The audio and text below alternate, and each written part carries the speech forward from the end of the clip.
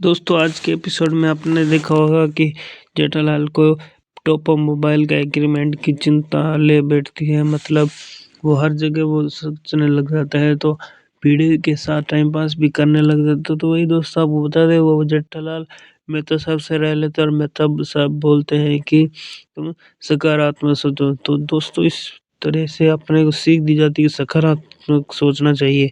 वही दोस्तों आपको बता देंगे, जेठालाल बागा नटुगा का सब चिंता कर रहे होते, तो जेठालाल सबको बोलता है कि सकारात्मक सोचो। इस तरह का मतलब थोड़ी फनी और हंसी मजाक करने लग जाते हैं दुकान में। तो दोस्तों ऐसे मतलब सोच रहे होते सकारात्मक, जेठालाल उनको बोलता है कि सकारात्मक सोचो और बाद में कहने लग जाते हैं एग्रीमेंट मिल गया।